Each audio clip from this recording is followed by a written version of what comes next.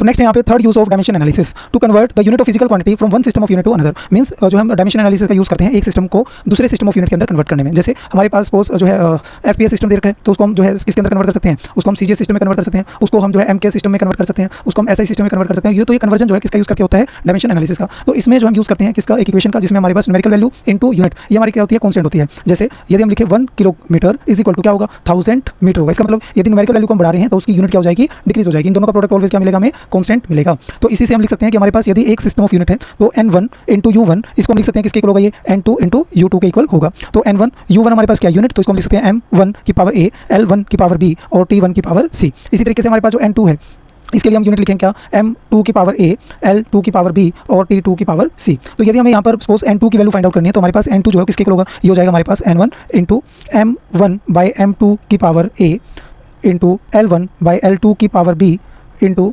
T1 by T2 की power C। तो इस तरीके से हम क्या कर सकते हैं, यूनिट्स को कन्वर्ट कर सकते हैं। जैसे इस क्वेश्चन से हम इसको समझते हैं, कन्वर्ट 1 जूल इनटू अर्ग। अब यहाँ पे जो जूल है वो यूनिट किसकी है, ये यूनिट है किसकी, एनर्जी की। किसकी यूनिट है, ये एनर्जी की। अब एनर्जी की यदि हम जो है ऐसा यूनिट की बात करें तो जूल है, और एनर्जी की यदि हम बात करते हैं सीजीएस यूनिट की तो हमारे पास क्या है, ये अर्ग है। तो ऐसा यूनिट में हमारे पास m1 की वैल्यू क्या हो जाएगी, यहाँ पे m1 की वैल्यू हो जाएगी क्या, किलोग्राम। अच्छा, l1 की वैल्यू क्या हो जाएगी हमारे पास, ये हो जाएगी हमारे पास मीटर, और t1 की वैल्यू क्या हो जाएगी हमारे पास, ये हो जाएगी हमारे पास सेकंड। इसी तरीके से यदि हम बात करते हैं जो है यहाँ पर n1 हमारे पास क्या देखा है यहाँ पे 1। और यदि हम बात करते हैं सीजीएस सिस्टम की तो सीजीएस सिस्टम में m2 की वैल्यू हमारे पास क्या हो जाएगी, हो जाएगी ग्राम, क्योंकि सीजीएस सिस्टम में हम जो है मास को किसमें मेजर करेंगे, ग्राम में। अच्छा, यहाँ पे L2 की वैल्यू हमारे पास क्या हो जाएगी, हो जाएगी सेंटीमीटर, और यहाँ पर T2 की वैल्यू हमारे पास क्या हो जाएगी, सेकंड, और N2 की वैल्यू में क्या करनी है, फाइंड आउट करनी है। तो हमारे पास अभी हमने फॉर्मूला पढ़ा था, N2 जो है किसके इक्वल होगा, that is equal to N1 into M1 by M2 की power A into L1 by L2 की power B into T1 by T2 की पावर C। अब हमारे पास जो डायमेंशन फॉर्मूला होता है एनर्जी का वो क्या होता है, ml स्क्वायर T माइनस 2। तो यहाँ पर A की वैल्यू हमारे पास क्या है 1, B की वैल्यू हमारे पास क्या है 2 और C की वैल्यू क्या है हमारे पास -2। तो इस इक्वेशन में पुट करेंगे तो N2 की वैल्यू हमारे पास क्या आएगी, N1 की वैल्यू हमारे पास कितनी है 1।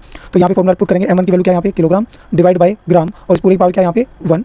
इसी तरीके से L1 की वैल्यू हमारे पास क्या है मीटर डिवाइड बाय नीचे क्या हमारे पास सेंटीमीटर, और इस पूरे की पावर क्या हमारे पास 2, और यहाँ पे T1 की पावर क्या वैल्यू क्या है सेकंड, और T2 की वैल्यू क्या यहाँ पे सेकंड, और इस पूरे की पावर क्या होगी हमारे पास -2। इसको सोल्व करेंगे तो N2 हमारे पास किसके इक्वल आएगा 1 इंटू किलोग्राम को हम क्या लिख सकते हैं 1000 ग्राम डिवाइड बाय ग्राम, इस पूरे की पावर कितनी है 1, और मीटर को हम लिख सकते हैं 100 सेंटीमीटर डिवाइड बाय सेंटीमीटर, और इस पूरे की पावर क्या है यहाँ पे 2, और सेकंड से सेकंड कैंसिल आउट, तो ये हमारे पास 1 बचेगा, 1 की पावर -2 तो ये 1 ही होगा। तो हमारे पास N2 की वैल्यू कितनी आ जाएगी यहाँ पे, ग्राम से ग्राम कैंसिल आउट, सेंटीमीटर से सेंटीमीटर कैंसिल आउट, तो ये आ जाएगा हमारे पास जो है 1000 इंटू 100 की पावर 2। तो कितना आ जाएगा हमारे पास 1000 इंटू 100 इंटू 100। तो इसको हम क्या लिख सकते हैं हमारे पास 10⁻³ और 4 कितनी आ जाएगी 7। तो इसका मतलब 1 जूल जो है हमारे पास इज इक्वल टू होगा 10⁻7 अर्ग के इक्वल। किसके इक्वल होगा, 10⁻7 अर्ग के इक्वल। इस तरीके से जो हम कन्वर्जन कर सकते हैं वन सिस्टम ऑफ यूनिट को किसी दूसरे जो है सिस्टम ऑफ यूनिट के अंदर।